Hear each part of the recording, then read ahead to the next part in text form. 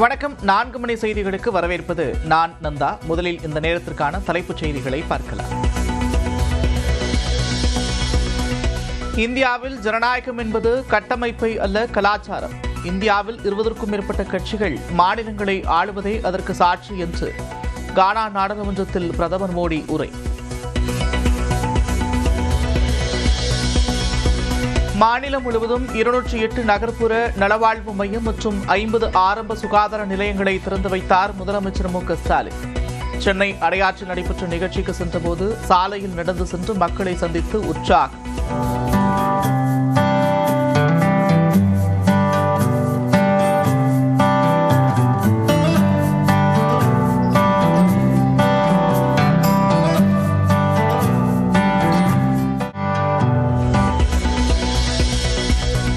விருதுநகர் மாவட்டத்தில் பட்டாசு ஆலை விபத்து தொடர்பாக நிவாரணம் கோரி போராடியவர்களை மிரட்டிய மாவட்ட எஸ்பிக்கு எடப்பாடி பழனிசாமி கண்டனம். சட்டத்தை மீறி செயல்படுவதை அரசு கைவிட வலியுறுத்தல். 10 லட்சம் ரூபாய் நிவாரணம் கோரி பட்டாசு ஆலை விபத்தில் உயிரிழந்தவர்களின் உடல்களை வாங்க மறுத்து 3வது நாளாக உறவினர்கள் போராட்டம். விருதுநகர் அரசு மருத்துவமனையில் போலீஸ் குவிக்கப்பட்டிருக்கும் நிலையில் அதிகாரிகள் தொடர்ந்து பேச்சுவார்த்தை.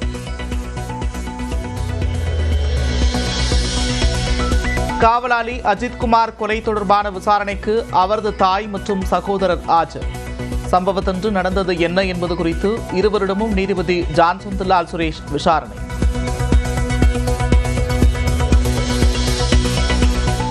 அஜித்குமார் கொலை வழக்கை தாமதமாக முன்வந்து விசாரணைக்கு எடுத்த மாநில மனித உரிமைகள் ஆணையம் சம்பவம் குறித்து விசாரணை நடத்தி 6 வாரங்களில் அறிக்கை தர புலன் விசாரணை பிரிவு ஐஜிக்கு உத்தரவு.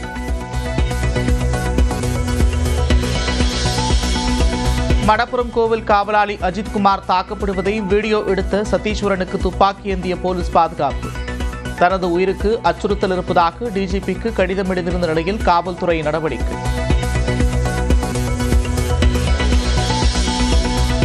தேர்தல் காரணமாகவே திருப்புவனம் அஜித்குமார் மரணத்திற்கு முதலமைச்சர் மன்னிப்பு கோரினார். நீண்ட நாட்களுக்கு பிறகு செய்தியாளர்களை சந்தித்த அதிமுக முன்னாள் அமைச்சர் ஜெயக்குமார் குற்றச்சாட்டு. அஜித்குமார் மீது நகை திருட்டு புகார் அளித்த நிகிதா மீதான 25 லட்சம் ரூபாய் மோசடி வழக்கை மீண்டும் விசாரிக்க வேண்டும். புகார் அளித்த தனியார் கல்லூரி நிர்வாக மேலாளர் திருமங்கலம் எஸ்பியிடம் முறையீடு. ஓசூர் அருகே சிறுவன் கொலைக்கு பின்னணியில் உள்ள அனைவரையும் கைது செய்யக்கோரி உறவினர்கள் சாலை மறியல் போராட்டம். கிருஷ்ணகிரி மாவட்ட எஸ்பி தங்கதுரை நேரில் பேச்சுவார்த்தை.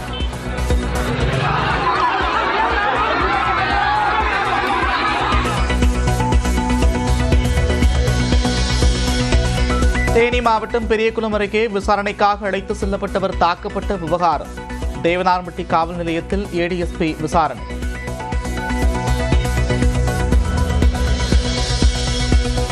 ஓசூர் அருகே 13 வயது சிறுவனை காரில் கடத்தி கொலை. 15 வயதுடைய 2 சிறுவர்களை பிடித்து போலீசார் விசாரணை.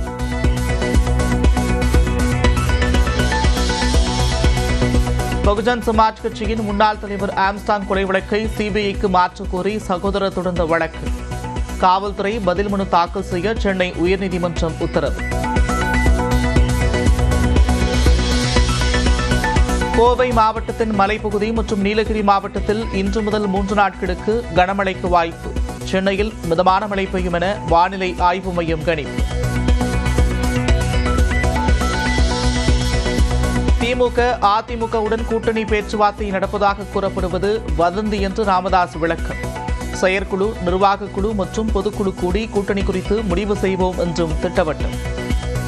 திமுகவோட பேசிட்டு இருக்காங்க, அந்த அதிமுகவோட பேசிட்டு இருக்காங்க, அங்கே அவங்களோட பேசிட்டு இருக்காங்கன்றதெல்லாம் வதந்திகள் தான்.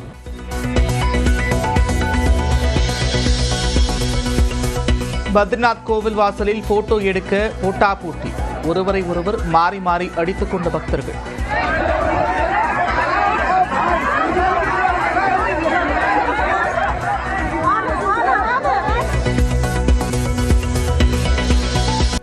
சிவகங்கை மாவட்டம் திருப்புவனத்தில் கோவில் காவலர் அஜித்குமாரை காவல்துறையினர் தாக்கியதை வீடியோ எடுத்தவரிடம் மதுரை மாவட்ட நீதிபதி 2வது நாளாக விசாரணை நடத்தினார்.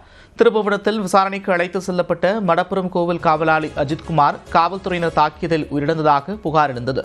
இது தொடர்பாக மதுரை மாவட்ட நீதிபதி ஜான் சுந்தர்லால் சுரேஷ் விசாரிக்க உயர்நீதிமன்ற மதுரை கிளை உத்தரவிட்டிருந்தது. அதன் அடிப்படையில் நேற்று திருப்புவனம் காவல் நிலையத்திலும் நெடுஞ்சாலைத்துறைக்கு சொந்தமான பயணியர் விடுதியிலும் நீதிபதி ஆய்வு செய்தார். மேலும் கூடுதல் எஸ்பி சுகுமார் தொடங்கி சாட்சியளித்த பலரிடம் சுமார் 12 மணி நேரம் விசாரணை நடத்தினார். இந்நிலையில் 2வது நாளாக இன்றும் நீதிபதி ஜான் சுந்தர்லால் சுரேஷ் விசாரணை நடத்துகிறார்.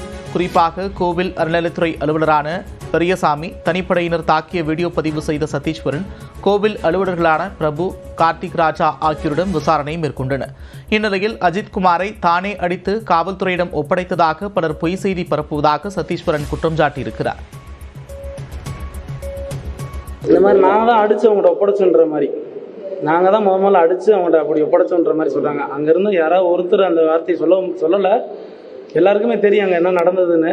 அந்த மாதிரி நினச்சி தான் நான் அந்த வீடியோ எடுக்கணும்னு எனக்கு தேவையே கிடையாது.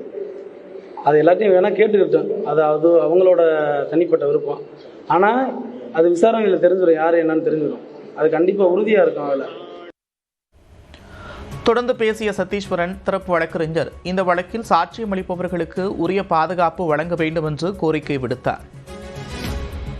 மிக மிக முக்கியமான விஷயம், ஐயா லார்ட்ஷிப் எஸ்எம்ஜே அவர்கள் ஆர்டர்லேயே சொல்லியிருக்காங்க, state shall ensure the protection of the eye witnesses சொல்லியிருக்காங்க.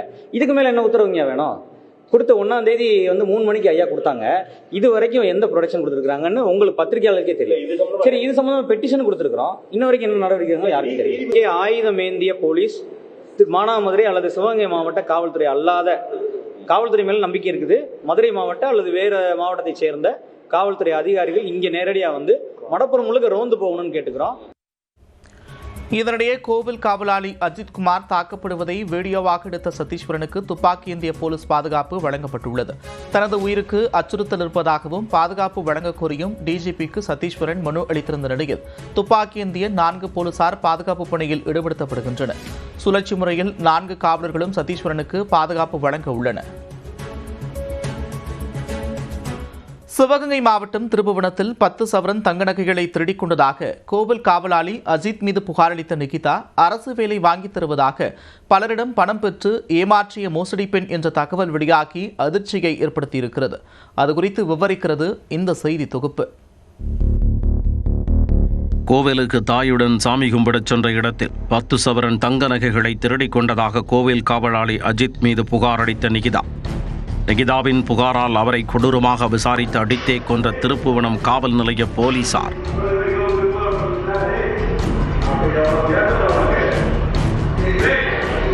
அஜித் மீது நிகிதா அளித்த புகார் உண்மைதானா? விசாரணையில் அம்பலமான நிகிதாவின் மோசடி முகம்.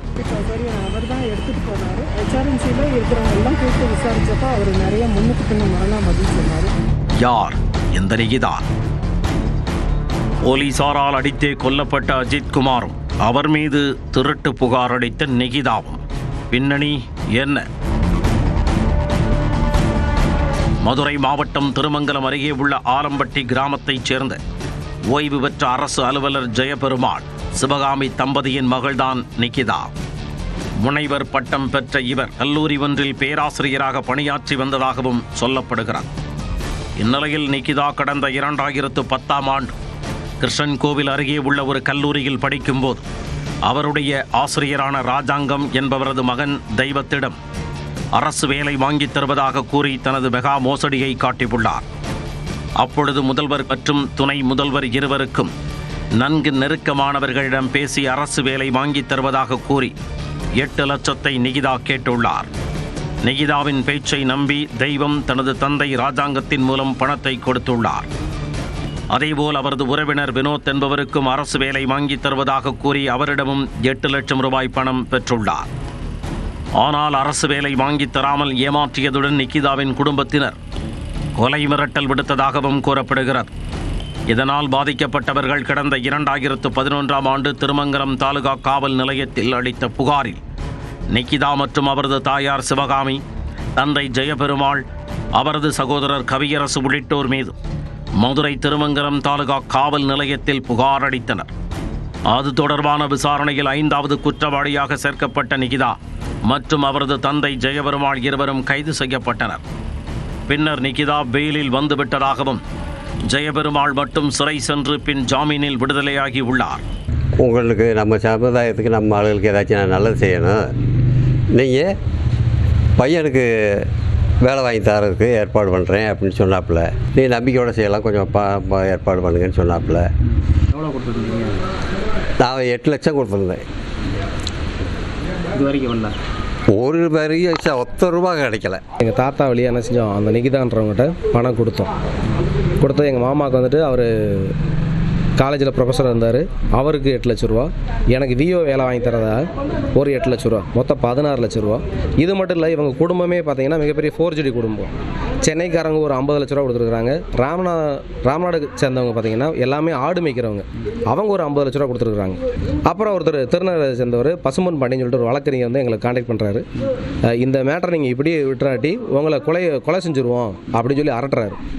அரட்டின பின்னாடி நாங்களும் கொடுத்த காசை பயந்துட்டு என்ன செஞ்சுட்டோம், அப்படியே அமைதியாக இருந்துக்கிட்டோம். இதேபோல திருமங்கலம் ஆலம்பட்டியைச் சேர்ந்த சிலரிடமும் அரசு வேலை வாங்கி தருவதாக பல லட்சம் ரூபாய் மோசடி செய்து அது தொடர்பாகவும் 2011ஆம் ஆண்டில் மற்றொரு வழக்கு பதிவு செய்யப்பட்டுள்ளது. அந்த வழக்கில் நிகிதா முதல் குற்றவாளியாக சேர்க்கப்பட்டுள்ளார். ஏற்கனவே மோசடி வழக்கில் தொடர்புடைய நிகிதா மடப்புரம் கோவிலில் நகை காணாமல் போனதாக அளித்த புகார் உண்மையானதுதானா? மோசடி வழக்கில் தொடர்புடைய நிகிதா அளித்த புகாரில் அஜித் உயிரிழந்திருப்பது நியாயமா?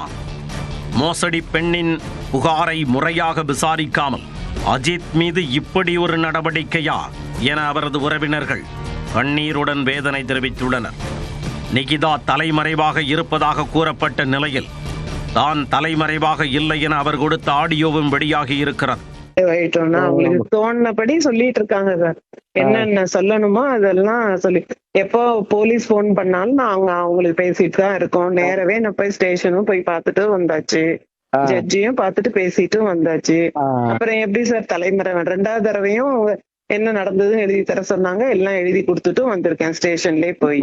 அஜித் குமார் கொலை சம்பவம் தமிழகம் முழுவதும் பெரும் அதிர்வலையை ஏற்படுத்திய நிலையில் அஜித் மீது நிகிதா அளித்த புகார் உண்மையானதுதானா என்பதை காவல்துறை நிகிதாவை அழைத்து விசாரித்தால் மட்டுமே உண்மை வெளிச்சத்திற்கு வரும்.